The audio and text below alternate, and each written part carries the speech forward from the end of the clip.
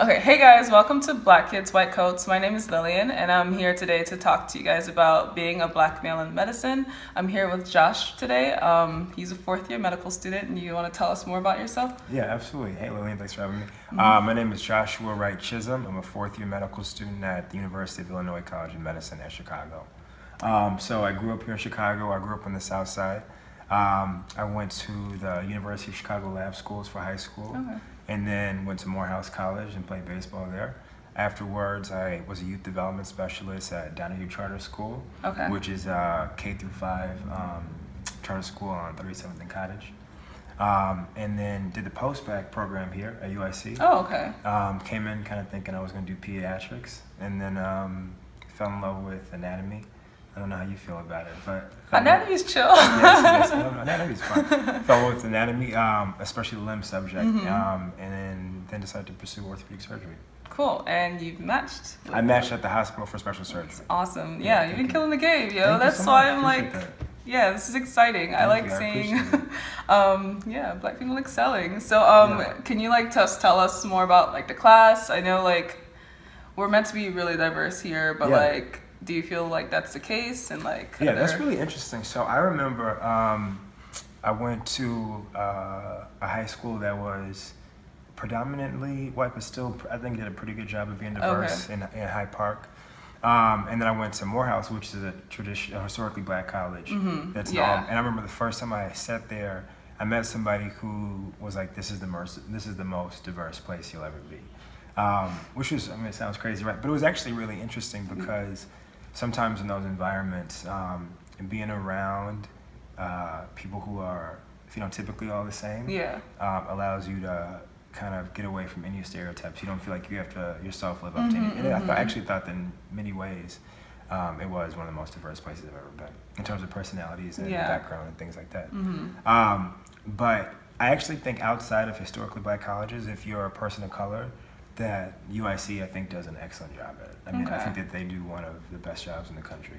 Okay. I think that they prioritize diversity. I think that they send a serving message that is really strong and sincere, and so yeah, I actually think UIC does a really, really good job at being diverse. I'd agree in terms of numbers and diversity and all of that stuff, but like, Yeah. I guess we're still in medical school and it's still like we're surrounded by like people who don't look like us. How's that That's true. experience been for you? That's true. Just like for the 4 years at least. That's true. And so I think it's actually especially true for black males. I don't know if you agree with that. No, but I I think do. that in my class, I believe maybe out of like 170, I think we had maybe 5 or 6 black males. Oh, okay, that's still decent, I guess. Yeah. And so I mean, but at the same time, if one person's married, another person, it can be really difficult actually to connect with people that look like you, And so I think in that way, that kind of took me by surprise a little bit. 'Cause some of Okay. most of the actual strongest connections I made were, I mean, in college I made, of course, mostly with black men, but in medical school, I actually was much closer to black women, I say, in school. It's interesting. Okay. So I thought that was interesting, but no, in general, I mean, everyone's cool, but I think it always surprises you how few black men there are around. Yeah. You know. And how do you like feel like in class and like even because I know it's like I don't know, you guys have like pass fail Yeah. and honors and all that. Yeah, It's yeah, still yeah. pretty competitive. So how Yeah, does that? so you are, I think, the first class to be Yeah. just straight pass we fail, have right? pass fail right now. So ours is pass fail honors, but honestly, at least my class, the first 2 years, I thought the people of color were some of the more competitive people, and not in a bad, and not in an unhealthy way. I used to compete with class, and I might have been the worst in that way. So I might have been, I might have some, So, I felt like the people of color absolutely felt like they could hang or thrive in any environment. Okay. Which was really, and like pushed each other to be the best that they could in terms of preclinical grades, and Yeah. then continue to do so during boards, and then continue to do so even during rotations. Right. You know? So And it's important to like connect.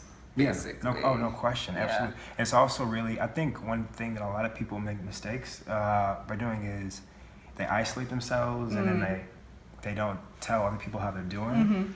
I actually would really advise against that. I think Against that that. one of the most important things that you can do is to immerse yourself in whatever group you feel comfortable in, Right. because then you can find out what your weaknesses and strengths are, and then allow other people to bring out the best in you. So I have one particular classmate who was just always inspired by. I thought she had awesome study habits, and so I just made sure that after every test, I wanted to know how she did and how she did it, you know. Yeah. And then afterwards, I don't think I ever really caught up to her, Oh. but I think that at the same time, though, she did push me to, to be better Yeah, and be my it's best. good. It's good. So, and I think I saw the same thing happen with a lot of my classmates. We would just, like have a little chip on our shoulder, have a little competition. I felt like it was always healthy and It was productive. healthy. And we were all rooting for each other too, That's good.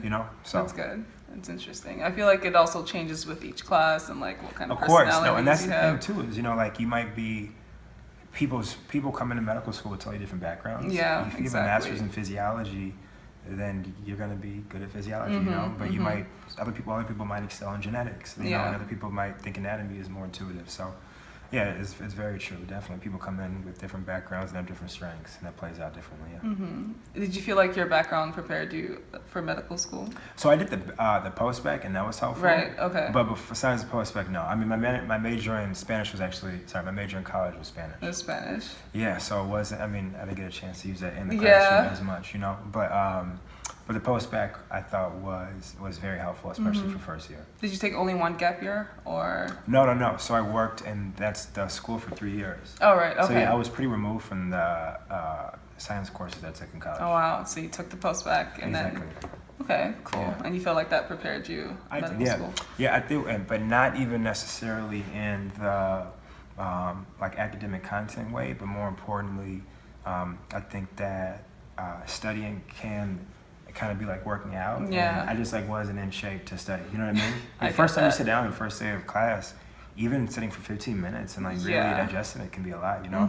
So you kind of got to work yourself into shape to do that. And I thought that it was a nice Warm up. bridge to, it was a nice bridge to Yeah. kind of, get back in shape. That's awesome. So. That's awesome. Okay, just to talk about your experiences a little bit more, did you feel like you had any like racist experiences or anything like while you were like doing your rotations, or like were there certain things you felt like, okay, I'm a black male, this is something that I have to go through while I'm in medicine? Like other experiences you had? I could be lucky. I've been very fortunate. I've actually felt like, if anything, especially being in the Illinois Medical District, where we have a patient population that looks very similar to us. If anything, I felt like we don't have as many attendings as probably represent the number of attendings don't represent the population.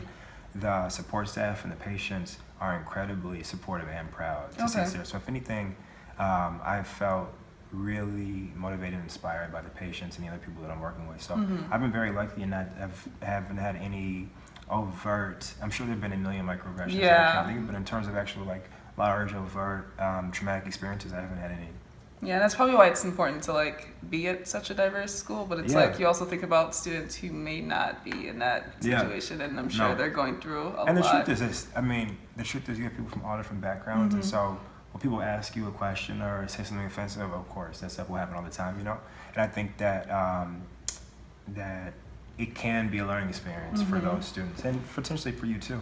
Now, you don't always feel like making it a teaching experience or whatever, but in terms of like a malicious incident, I haven't had that happen to me, no. Okay, that's But of course it That's exists, good. there's no question about Yeah. that, you know? But I haven't had it happen to me, no. That's awesome. That's always good, I guess. Yeah, of course. And then, do you feel like there are any things like in particular, like role models, people, or like, I mean, Yeah. you talked about the post-bac program that Yeah. like really just helped you in your success in medical school. Yeah. Are there any? I've that had you'd like to I've mention? had so many mentors. I'm almost afraid to mention any because I'm Okay. afraid to leave anyone out. Out. But I've had so many, specifically with orthopedics. I've had mentors just in medical school when it comes to my advisors who've been incredible. And one person I will mention is, so Yolanda Campbell is the head of the post-bac program, and she just believed in me and has always been one of my That's biggest awesome. champions from day one until I ran into her last week too. So she's one of many people, but in general, I've had so many people who have believed in me when they had absolutely no reason to. Right. And I know I wouldn't have matched successfully if not for all those people. You That's know, awesome. and a lot of it has just been pure luck of being in the right place at the right time. Really? Do you Yeah. feel like, okay, so like how were you involved like your first 2 years? And like Yeah. I feel like that might play a role. Like Yeah. did you do much apart Yeah, from yeah, studying? no, of course, absolutely. And and in general, you always kind of want to keep your head on the swivel Mm-hmm. because the opportunity that may help you or the relationship that's most important might not be the one that you try to manufacture. That's you know, true. it might be one that happens organically or one that happens by accident, That's which true. happens really, really often. I can't tell you how, and that's not just true for me. It's true for a lot of people where